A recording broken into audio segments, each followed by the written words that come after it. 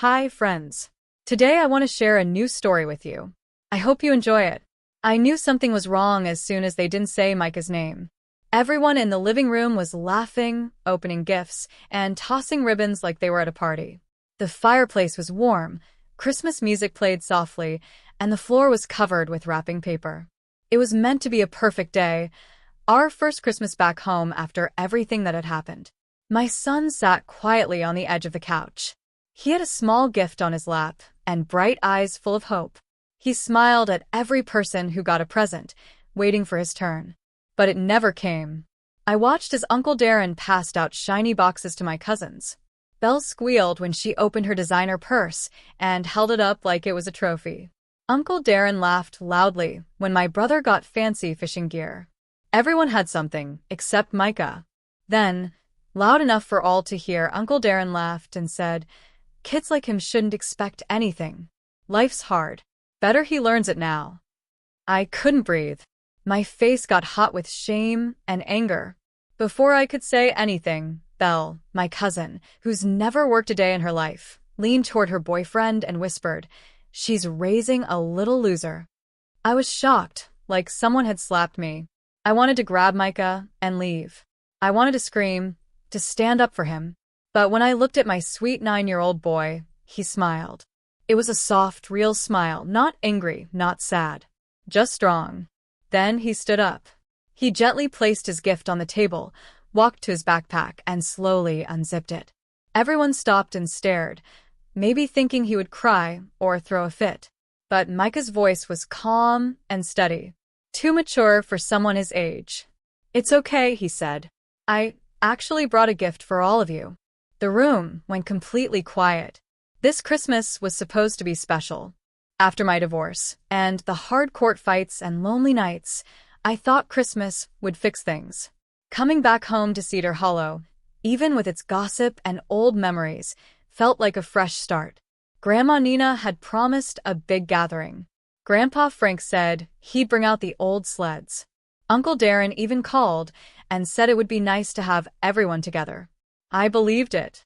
I hoped that even though Micah and I didn't have much, less money, less certainty, we still had family. Micah had been counting down the days. He made little gifts for everyone, handmade bookmarks, candles he decorated, and cards with sweet notes. He used the few dollars he earned doing chores to buy yarn and glue. He put all his heart into it. That morning, he helped me bake cinnamon rolls. He wore his best sweater, the blue one with snowflakes on the sleeves. In the car, he kept asking if everyone would like his presents. I told him love mattered more than money. That family cares about who you are, not what you give. But standing there now, watching Uncle Darren's smug face and Belle's cruel smile, I realized I'd been wrong. They didn't see Micah's love. They didn't see his quiet strength. They didn't see him at all. All they saw was a missing dad, worn clothes, and tight money. My parents, Grandma Nina and Grandpa Frank, sat stiffly on the love seat, avoiding my eyes. I saw guilt in my mom's face, but she said nothing. Maybe she wanted to avoid trouble. Maybe she thought it wasn't her job to speak up. I thought about leaving, but I froze. Then Micah, my brave, kind boy, lifted his backpack and walked forward. He didn't cry. He didn't look small. He looked strong, with his bag on his shoulder, ready. "I brought a gift for all of you," he said again. His voice was so clear, even Uncle Darren stopped laughing and coughed. No one moved. Belle picked up her phone but didn't unlock it. Grandma Nina wiped a tear from under her eye. The Christmas lights blinked slowly on the tree, casting soft red and gold shadows across the floor. I looked at my son and realized he wasn't just trying to make a point. He was about to change everything. Micah slowly opened his backpack, as if he wasn't standing in a room full of people who had just embarrassed him. His hands moved carefully, gently, and he pulled out a bundle tied with red yarn. One by one, he placed small folded papers on the coffee table. Each had a name written in his neat handwriting.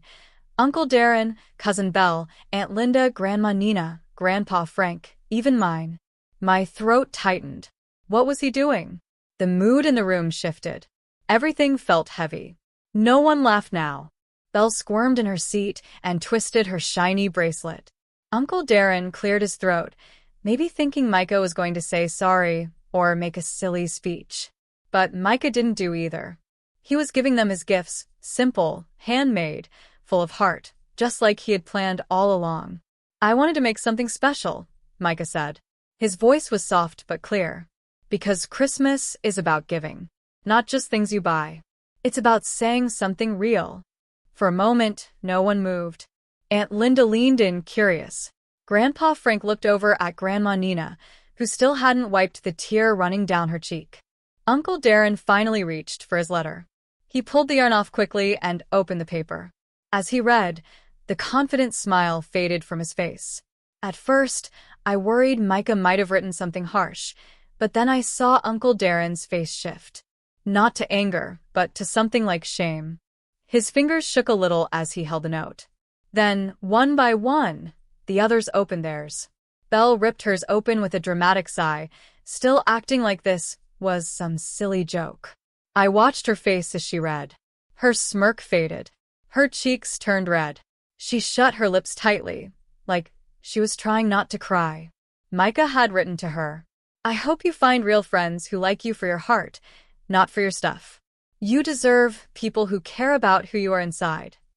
I nearly gasped. It wasn't mean. It wasn't angry. It was incredibly kind. Micah wasn't scolding them. He was giving them something they hadn't given him that day: understanding. Uncle Darren's letter said, "Being strong isn't about being tough on others. It's about knowing when to be kind. I hope you remember that because you're strong enough to be nice, too." There was no blame. No anger. Just honest words, gently asking them to look at themselves differently. The room was thick with silence. Even Aunt Linda, always the quiet one, blinked fast, holding back tears as she read her note. "Thank you for always smiling at me, even when other people don't." Grandma Nina held her letter close to her chest, not even opening it yet, as she cried into her tissue. And through it all, Micah stood there, small, calm, and unshaken. I had spent the whole year trying to protect him, from court dates, cruel words, and quiet gossip. I thought he was fragile. I thought the world would break him. But standing there, I realized I was wrong. Micah wasn't weak. He was strong in a way none of them, not even I, had fully seen. He wasn't mad that they forgot him. He wasn't hurt that they teased him. He had still come to give, to everyone, even to those who didn't think he deserved it. Across the room, Belle stuffed her letter into her purse and muttered something about needing air. She slammed the front door so hard the Christmas ornaments on the tree shook. Uncle Darren sat frozen, staring at his paper like he couldn't understand it. The party wasn't over, but the mood had changed. The laughs had stopped. The smug looks were gone. All that was left was a deep, quiet silence, and my son, standing tall in the middle of it. I should have been angry. I should have been embarrassed. But instead I was amazed. Micah had done what I was too scared to do. He stood up to them without becoming mean. He stayed kind. And through that kindness, he made them all stop and think, not with shame, but with hope that maybe they could still do better. That maybe Christmas could still mean something. No one spoke for a long time. The air felt thick, like it weighed more. The only sounds were the fire crackling and the wind outside. Micah stood there, holding his empty backpack, looking at each person. Not with hurt. Not with anger. Just peace. Like he had already forgiven them. Like he hadn't expected anything different. Maybe he hadn't. I stayed still, my hands tight in my lap. I wanted to go to him, to pull him close and protect him from the awkward silence, from their stares. But I knew this was his moment. He didn't need me to step in. Not today. Uncle Darren shifted in his chair, still holding the letter. The man who was always the loudest had nothing to say. Belle's absence felt big, but no one asked where she went. Aunt Linda stared at her lap, twisting her sweater in her hands. Then Micah spoke again. "I just wanted you to know," he said gently, "that even if you don't always see me, I see you." He set his backpack down slowly, like letting go of something heavy. "I know things have been hard. I know people get tired. I know sometimes people forget to be nice. But that's okay. I can still be nice.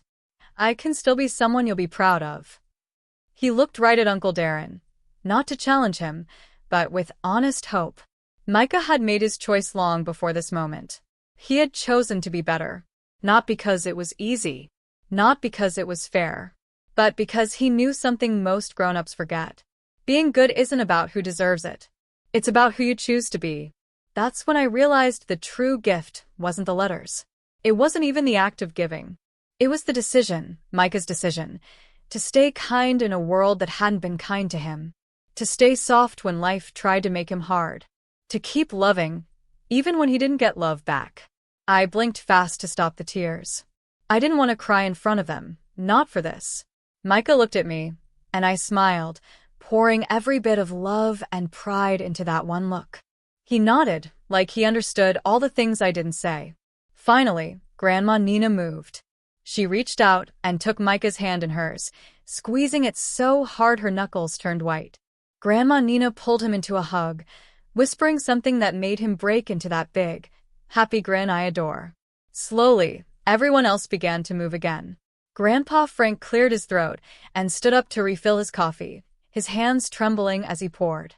Aunt Linda dabbed her eyes and came over to sit beside me, placing a shaky hand on my shoulder. She didn't have to say sorry. Her gesture said it all. Uncle Darren stayed where he was, staring at the fireplace deep in thought.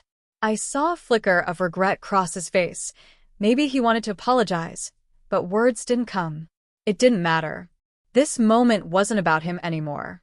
Micah hadn't given those letters hoping for an apology. He gave them because it was who he was, who I taught him to be. The party never went back to normal. The laughter stayed gone. The torn wrapping paper lay where it fell. The Christmas song sounded too loud, almost rude. But in that heavy, quiet space, something gentle began. Not a big change. No grand speeches. Just softer voices, glances held a little longer, moments of thoughtfulness. Micah had planted a seed of kindness and courage. If it grew was up to them, but he did his part. I watched him settle back on the couch, holding the hot cocoa Grandma Nina handed him with trembling hands. He looked calm, more at peace than I'd ever seen him. That's when I realized we didn't need anyone else's approval. We had each other, and something stronger than their judgment. We had heart. We had hope. I thought it was over once he'd handed out all his gifts. The room would stay silent, and the night would end with shame and hurt feelings. But Micah wasn't done. He reached into his backpack one more time and pulled out one last plain envelope. No ribbon, no name. He walked over to Uncle Darren and handed it to him. Everyone watched. Uncle Darren looked surprised. He held the envelope for a moment before opening it. Inside was a single page, written in Micah's careful handwriting. I forgive you. Not because you said sorry, but because I don't want to carry anger in my heart anymore. Merry Christmas. The room held its breath. Uncle Darren read it again and again, as if looking for a catch. There was none. Micah had done what no adult there could. He forgave fully and freely. Darren's face crumpled. He rose slowly, letter still in hand, his eyes wet.